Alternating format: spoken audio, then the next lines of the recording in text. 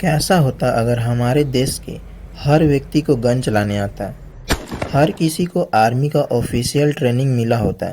आपको बता दी कि दुनिया में 34 ऐसे देश है जहां पर ऐसा ही होता है। वहां पर हर एक नागरिक को मिलिट्री सर्विस देना पड़ता है, कुछ सालों के लिए ही सही, पर यहाँ पर ये अनिवार्य होता है और इन देशों में सभी में अलग अलग नियम होते हैं इसके लिए।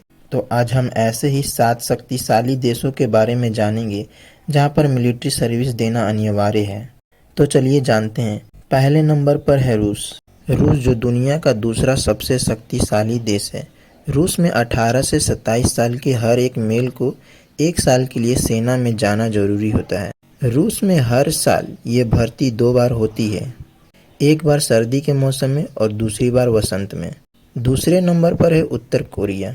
नॉर्थ कोरिया में पुरुषों के लिए 10 साल और महिलाओं के लिए 5 साल सेना में जाना जरूरी होता है और यहाँ पर ये मिलिट्री सर्विस 17 साल की उम्र में शुरू हो जाती है।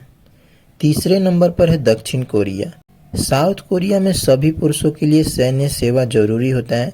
सभी शारीरिक रूप से स्वस्थ पुरुष को 18 से 28 साल के बीच में 2 साल के लिए सेना में भर्ती होना पड़ता है और कुछ मामलों में जैसे कि के पॉप स्टार और अन्य कलाकारों जो कि 30 साल की उम्र तक यह सेवा स्थगित करने की अनुमति है।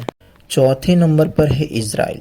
इजराइल के कानून के हिसाब से हर नागरिक को जो 18 साल से ज़्यादा हैं या 18 साल के हैं 2 साल से ज़्यादा सेना में सेवा देना जरूरी है। यानी कि यहाँ भी महिलाओं के लिए यह सेवा अनिवार्य है। यहाँ पर आपको खूबसूरत महिलाएं ऐसे आर्मी की यूनिफॉर्म में दिख जाएंगी जो हाथ में ऐसे असॉल्ट राइफल लिए रहती हैं। पांचवें नंबर पर है ब्राज़ील। ब्राज़ील में पुरुषों के लिए मिलिट्री सर्विस अनिवार्य है। ब्राज़ील के संविधान के अनुसार सभी पुरुष नागरिकों को जो 18 साल की आयु के हो जाते हैं तो उन्हें कम से कम 1 साल सेना में सेवा देना जरूरी होता है। छठे नंबर पर है ईरान। ईरान में सभी पुरुषों को जो 18 साल या उससे अधिक हैं तो उन्हें 1 साल के लिए सेना में जाना जरूरी होता है। स्वास्थ्य समस्याओं और एकमात्र पुत्र होने पर या उच्च शिक्षा प्राप्त करने जैसी कारणों से कुछ छूट मिलती है। 7वें नंबर पर है स्वीडन।